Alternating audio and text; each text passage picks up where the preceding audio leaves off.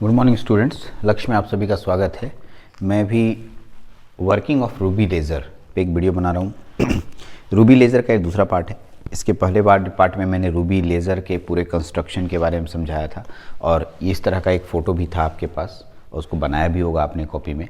ठीक है, मैंने दोबारा फ़ोटो बना दिया है कि आप इसे समझेंगे। ठीक है, और मैंने एक एक पार्ट इसमें समझाया था कि इसमें कौन कौन सा क्या पार्ट है। सिर्फ आज की क्लास जो है हम लोग ये समझेंगे कि एग्जैक्टली रूबी लेज़र में लेज़र लाइट बनता कैसे है, एग्जैक्टली अंदर में कौन कौन से प्रोसेस होते हैं, इसको धीरे धीरे समझेंगे। ठीक है, और मैंने नोट्स बनाने के लिए आपके लिए बहुत अच्छे से लैंग्वेज लिख रखा है। आप इसको लिख लें, पहले इसको आप पहले से लिख रखेंगे क्योंकि बीच बीच में मैं चेंजिंग कर दूंगा, मैं अंडरलाइन वगैरह कर दूंगा। तो आप पहले इसको स्क्रीनशॉट लेके लिख सकते हैं, या अगर स्क्रीनशॉट अगर ऐप में होगा तो स्क्रीनशॉट नहीं होगा, और अगर आप यूट्यूब पे देख रहे हो तो स्क्रीनशॉट होगा। तो आप इसको लिख लें क्योंकि इसका ये नोट्स है। बहुत सारा अंग्रेजी देखने को लग रहा है लेकिन कुछ भी नहीं है ऐसा। मैं जो अपनी भाषा होती है उसको मैं सिर्फ ट्रांसलेट कर दिया हूँ। पढ़िएगा तो एकदम समझ में आएगा। मैं पहले समझाऊंगा, उसके बाद मैं इसको ट्रांसलेट करके दिखाऊंगा। चलिए, इसमें कैसे काम करता है, कैसे लेज़र लाइट निकलता है उसको समझते हैं। इसमें जो लेज़र बनाने का काम करता है उसमें मुख्य भूमिका निभाता है क्रोमियम आयन। ठीक, कौन सा? Cr+3 ion. ठीक है, क्रोमियम +3 आयन्स का सारा काम है।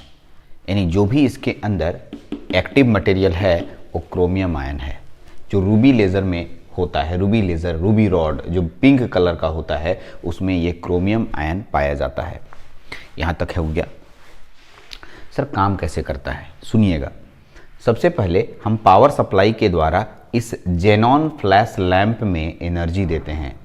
ठीक, xenon flash lamp optical pumping कराने का एक मेथड है, यानी एक डिवाइस है। जेनॉन फ्लैश लैंप के द्वारा हम ऑप्टिकल पंपिंग प्रोसेस कराते हैं। पंपिंग आपको मालूम होगा, जब इलेक्ट्रॉन ग्राउंड स्टेट में होता है उस इलेक्ट्रॉन को ऊपर के स्टेट में पहुंचाने के लिए आप पंपिंग मेथड का प्रयोग करते हैं। करेक्ट, एकदम सही है। तो पंपिंग कराएंगे किससे? तो हम पावर सप्लाई देंगे, हाई पावर सप्लाई देंगे, और इस जेनॉन लैंप के द्वारा हम फोटोन जनरेट करवाएंगे। फोटोन नया वर्ड है आपके पास, क्या जनरेट करवाएंगे? फोटोन। और ये जेनॉन फ्लैश लैंप जब फोटोन जनरेट करेगा तो जो क्रोमियम होगा वो क्रोमियम एटम का ग्राउंड स्टेट वाला जो इलेक्ट्रॉन उपस्थित होगा वो कूद कर हायर एनर्जी लेवल में चला जाएगा। ये छोटा सा बात मैंने समझाया।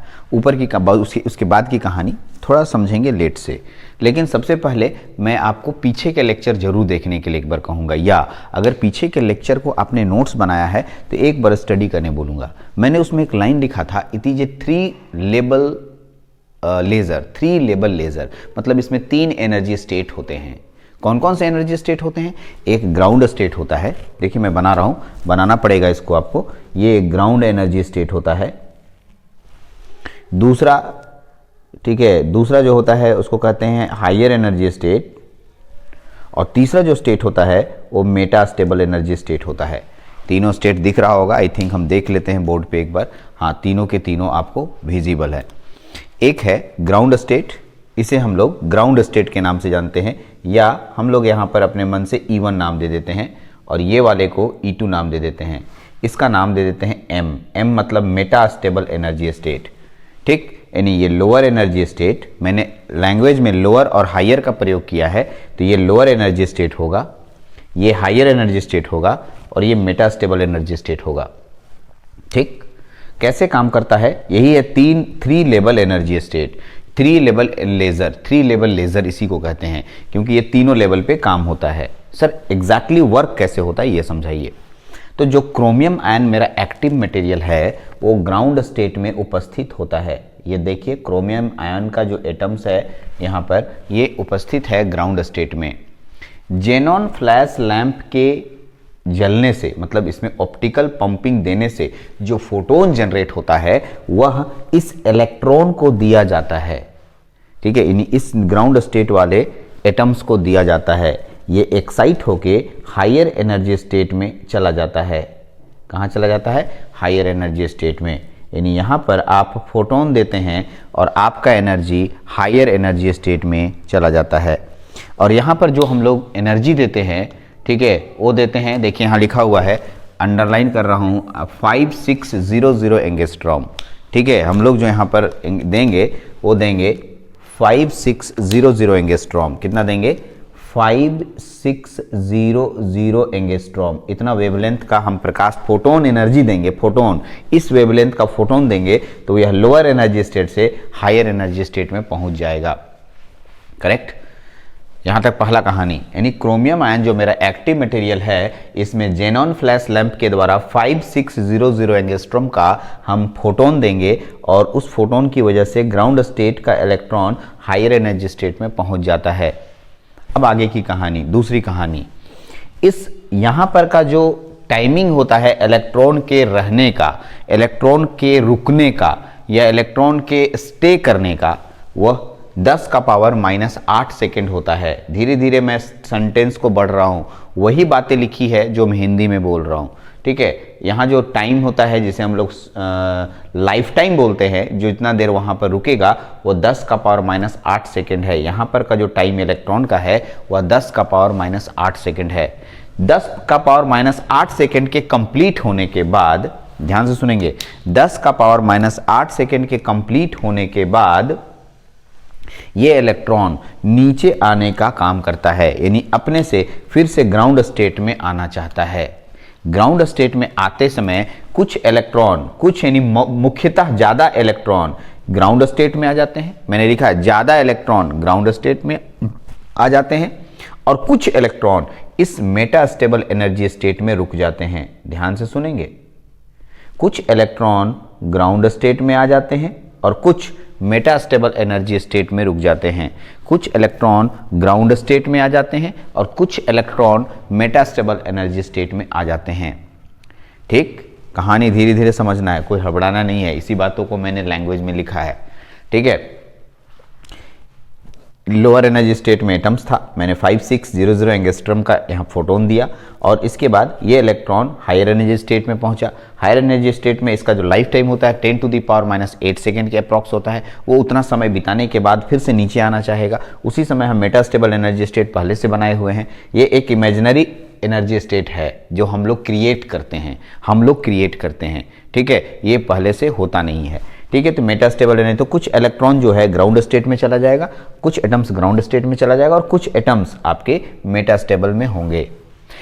इसका जो लाइफ टाइम है, इसका जो स्टेबल टाइम है, या यहाँ जो इलेक्ट्रॉन के रुकने का टाइम है, ध्यान से सुनिएगा, यहाँ जो इलेक्ट्रॉन का रुकने का टाइम है वो 10 का पावर -3 सेकेंड के आसपास होता है। मैंने कहीं यूज किया है इसका, ठीक है, ठीक है, मैंने यूज किया है कहीं ना कहीं। ठीक है, 10 का पावर -3 सेकेंड। नहीं यूज किया तो मैं जरूर बताऊंगा आपको। ठीक है, 10 का पावर -3 सेकेंड। ठीक, due to continuous of flash lamp de excited from higher stable state to lower energy state and excited higher energy return to m level after few millisecond, m is more populated। हाँ देखो few millisecond लिखा, ठीक है, okay, the flash lamp reflect back from fourth, नहीं लिखे हैं इसका, यहाँ पर इसको समझ लीजिए। ये इसका जो लाइफ टाइम होता है 10 का पावर -3 सेकेंड होता है। तो 10 का पावर -3 सेकेंड ज़्यादा टाइम है 10 के पावर -8 सेकेंड से। ऑब्वियस सी बात है, 10 का पावर -8 सेकेंड छोटा हुआ और 10 का पावर -3 सेकेंड ज़्यादा हुआ, यानी ज़्यादा देर यहाँ रुकेगा, यहाँ कम देर रुकेगा, यहाँ ज़्यादा देर रुकेगा। करेक्ट, तो यहाँ पर ज़्यादा देर रुकने के कारण, ठीक है, यहाँ इलेक्ट्रॉन का जो धीरे धीरे जमा होने का कंडीशन है, वो जमा होते होते होते होते ढेर सारा जमा हो जाता है। अब सोचिए ना, यहाँ से इलेक्ट्रॉन आ रहा है, यहाँ जा रहा है, बार बार इसको दिए जा रहे हैं, बार बार इलेक्ट्रॉन ऊपर जा रहा है, नीचे गिर रहा है, इसमें नीचे गिरा, फिर ऊपर गया, फिर नीचे गिरा, कुछ यहाँ अटक जा रहा है, मतलब अटकना मतलब रुक जा रहा है। यहाँ का लाइफ टाइम ज़्यादा है, यहाँ का लाइफ टाइम का मान कितना है 10 का पावर -3 सेकेंड, और यहाँ का लाइफ टाइम कितना है 10 का पावर -8 सेकेंड। कहाँ 1 लाख गुना इसका इससे बड़ा टाइम है। ठीक है, 1 लाख गुना बड़ा टाइम है, तो यहाँ पर ज़्यादा इलेक्ट्रॉन जमा होते चला जाएगा। ठीक है, ये नीचे आते रहेगा लेकिन यहाँ जमा होते जाएगा। कुछ समय के बाद पता चलेगा कि नीचे से ज़्यादा इलेक्ट्रॉन, यानी नीचे से ज़्यादा एटम तो इसके पास हो गया। ठीक, ये यहाँ का टाइम इंटरवल कम होने के कारण, यहाँ का जो लाइफ टाइम है कम होने के कारण ऐसा होता है। और यहाँ पॉपुलेशन इन्वर्सन हो जाता है। पॉपुलेशन इन्वर्सन एक टर्म है जो लेज़र में मैंने पढ़ाया था। यदि किसी भी एनर्जी लेवल के हायर एनर्जी लेवल का नंबर ऑफ इलेक्ट्रॉन ज़्यादा हो जाता है लोअर एनर्जी लेवल से, तो उसे हम लोग पॉपुलेशन इन्वर्सन कहते हैं। और यहाँ पॉपुलेशन इन्वर्सन हो जाएगा, करेक्ट, पॉपुलेशन इन्वर्सन। अब सुनिएगा, जब वो ऊपर से नीचे आता है तो हम लोग स्पॉन्टेनियस इमिशन कहते हैं, जिसे एक फोटोन निकलता है। ठीक से इंपॉर्टेंट पॉइंट है, यहीं पर से समझना है। जब ऊपर से नीचे आता है तो एक फोटोन निकलता है, स्पॉन्टेनियस इमिशन बोलते हैं। बट हमें स्पॉन्टेनियस इमिशन नहीं कराना है, हमें स्टिमुलेटेड इमिशन कराना है। ठीक, अब आइए सुनिए स्टिमुलेटेड इमिशन कैसे होगा। जो जेनन फ्लैश लैंप ने फोटोन जनरेट किया था, वो तो क्रोमियम को नीचे से ऊपर पहुंचाया ही, साथ में वो इसी के अंदर उपस्थित है। वह फोटोन इधर इधर इधर इधर, ठीक है, आगे पीछे घूमते रहता है। कौन घूमते रहता है? फोटोन। किसके द्वारा उत्पन्न था? आपके जेनन फ्लैश लैंप के द्वारा। और वो इधर उधर घूमते रहता है। इसी को मैंने लिखा है रिफ्लेक्ट बैक एंड फोर्थ। देखिए इस लाइन को समझना है, ये आपके पास इंपॉर्टेंट वर्ड है, बैक एंड फोर्थ। आगे पीछे मूव करते रहता है। यहाँ पर कौन मूव करता है? फोटोन। किसके द्वारा निकला था? जेनन फ्लैश लैंप के द्वारा। और वो फोटोन इस मेटास्टेबल एनर्जी स्टेट के इलेक्ट्रॉन को स्ट्राइक करता है। मेटास्टेबल स्टेट में जो यहाँ पर एटम्स उपस्थित हैं उनको स्ट्राइक करता है। और स्ट्राइक करने के बाद यहाँ पर दो फोटॉन्स निकलना शुरू होते हैं और इलेक्ट्रॉन नीचे की ओर आना शुरू हो जाता है। इलेक्ट्रॉन नीचे की ओर आना शुरू करता है। यहाँ से दो फ्रेश फोटोन निकलते हैं, क्योंकि जैसे ही यहाँ पर से फोटोन टकराएगा तो ये दो फ्रेश फोटोन बनाएंगे। और इस तरीके से जो दो फ्रेश फोटोन बनेगा, बार बार नया दो फोटोन, जितनी बार स्ट्राइक होगा उतनी बार दो फ्रेश फोटोन बनेगा। और इसी को हम लोग लेज़र नाम देते हैं। क्या नाम देते हैं? लेज़र। क्या नाम देते हैं? लेज़र। दो फ्रेश फोटोन बनेगा, उसे हम नाम देते हैं लेज़र। ठीक, ध्यान देंगे इसको। तो इसी को मैंने लिखा है।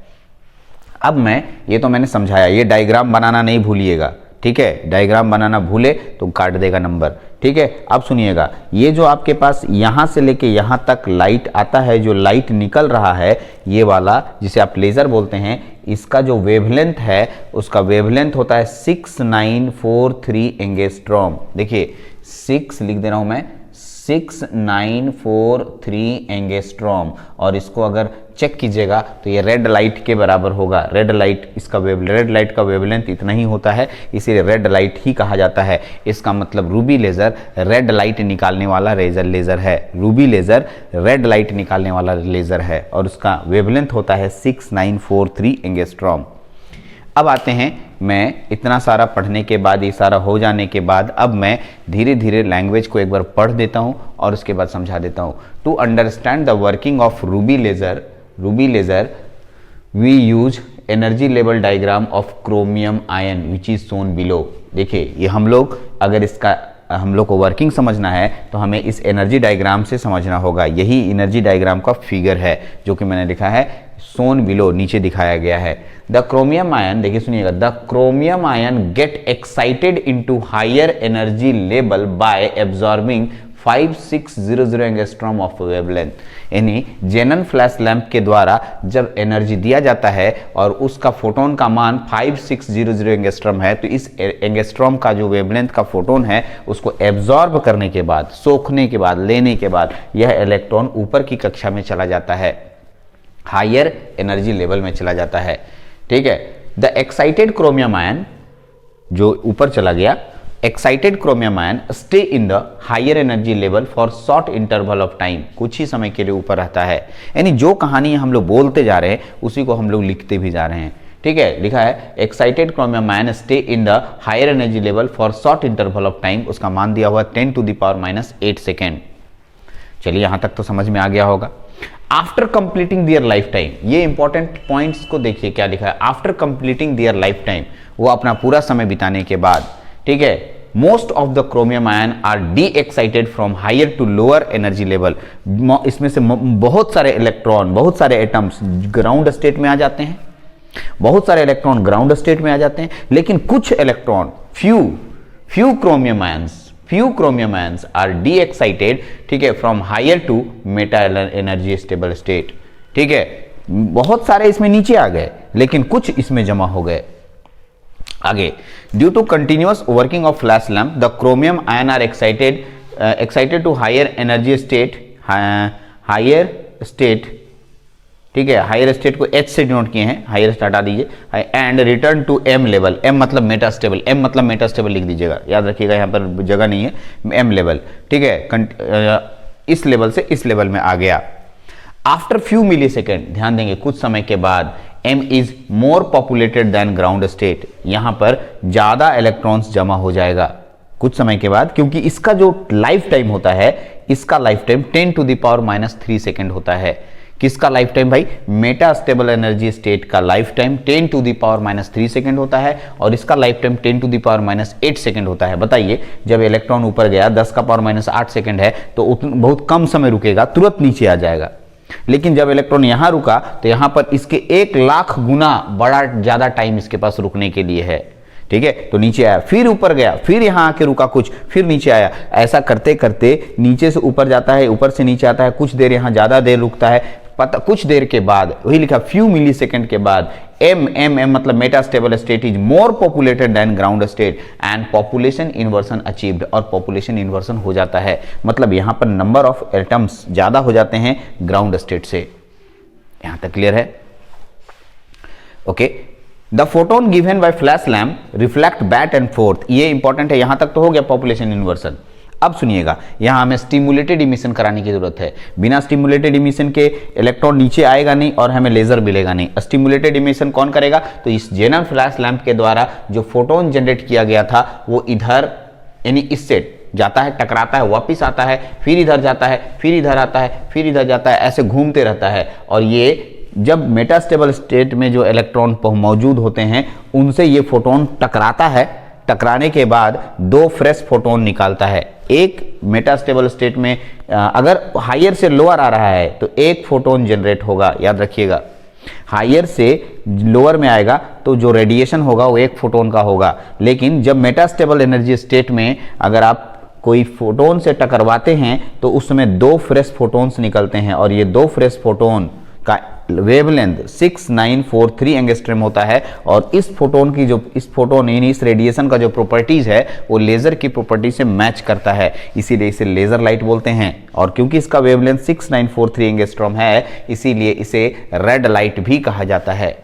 ठीक, तो मैंने आपके सामने जो रखा वो एकदम धीरे धीरे आराम से सारे पॉइंट को, ठीक है, एक एक करके बताया। एक बार फिर से पढ़ दे रहा हूँ, ठीक है। The photon given by flash lamp reflect back and fourth मैंने आगे और पीछे, back and fourth bye silver ends. ये सिल्वर इंड्स है बाबू, ये वाला सिल्वर का मतलब अरे कोटिंग करना, यहाँ लिखा है फुल्ली रिफ्लेक्टेड सरफेस का मतलब भाई जब तुम आईना बनाते हो, मिरर बनाते हो, तो उसके पीछे सिल्वर कोटेड होता है, सिल्वर कोटेड इसलिए मिरर बन जाता है वो, ठीक है, ठीक है ना। ऐसा नहीं कि पेंट कर देंगे तो आईना बन जाएगा, नहीं, उसके ऊपर पीछे के सिल्वर कोटेड होता है जिसकी वजह से रिफ्लेक्शन होना शुरू कर देता है, ठीक है। तो सिल्वर कोटेड इसको बोलते हैं, ठीक। और इसी से वो फोटोन जाके टकराता है, chromium present in the metastable state due to this stimulated, क्योंकि जब किसी मेटास्टेबल एनर्जी स्टेट में बाहर से कोई फोटोन टकराएगा उसे कहते हैं स्टिमुलेटेड इमिशन। पढ़ाए हैं, स्पॉन्टेनियस इमिशन भी पढ़ाए हैं और स्टिमुलेटेड इमिशन भी पढ़ाए हैं, ठीक है। ओके, तो यहाँ स्टिमुलेटेड इमिशन होगा, 2 fresh photon emitted, 2 fresh photon बनेगा, ठीक है। This photon is a laser beam, यही जो 2 फ्रेश फोटोन बनता है लेजर बीम होगा और कंटिन्यूअस होगा, ठीक है। तो इसी को कहते हैं वर्किंग ऑफ रूबी लेजर। आप इस रूबी लेजर को अच्छे से बनाइए, ढंग से इसके वर्किंग को समझिए। नहीं समझ में आता, जहाँ जहाँ दिक्कत होती है हमसे बात कीजिए, ठीक है। तो ये हो गया वर्किंग ऑफ रूबी लेजर। लेकिन इसके कुछ एडवांटेज भी हैं, डिसएडवांटेज भी हैं, जो कि हम लोग अभी आपको बताएंगे। पहले आप इसको इतना को नोट कर लीजिए।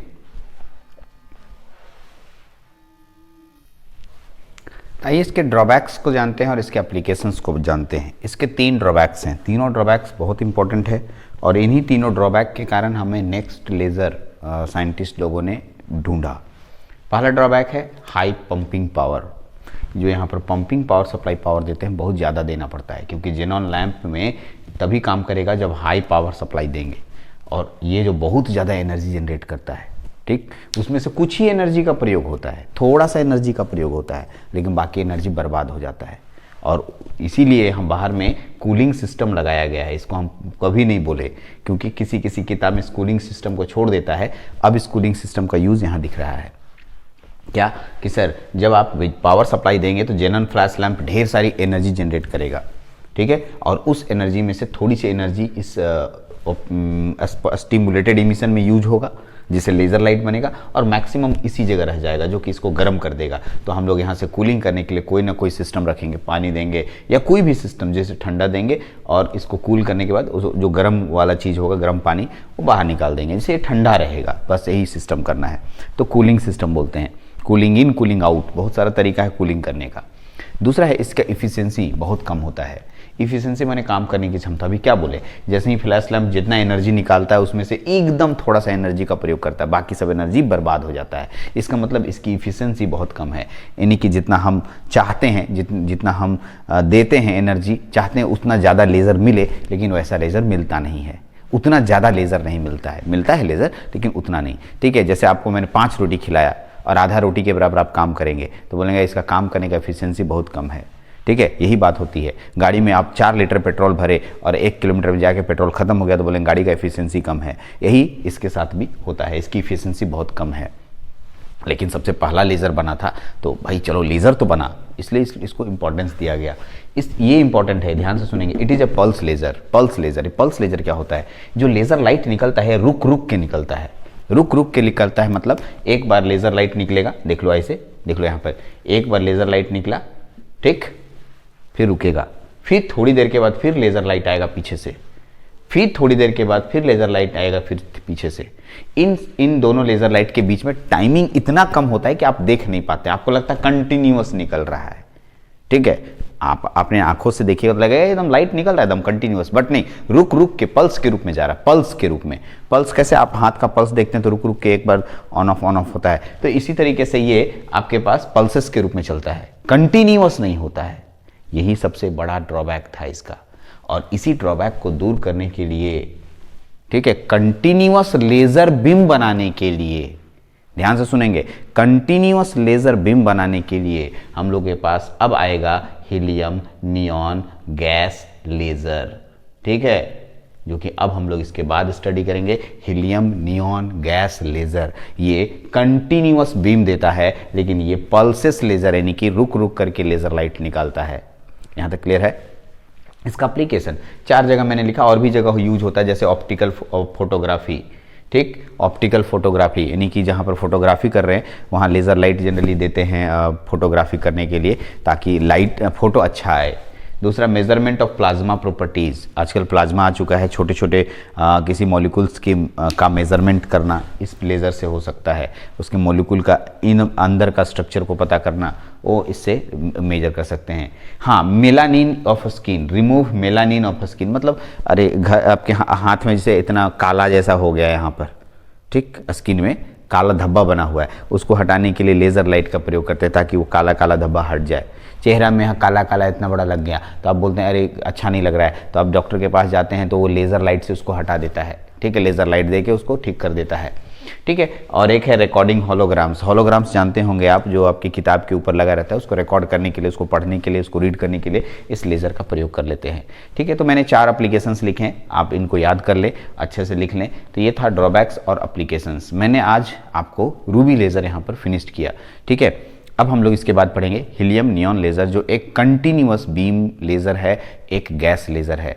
ये आपका दूसरा लेज़र है, इसको पढ़ते हैं। चलिए, तो इस लेक्चर में इतना ही रखते हैं। नेक्स्ट लेक्चर में फिर से एक नए लेज़र के रूप में हीलियम नियॉन लेज़र पढ़ेंगे। Thank you very much.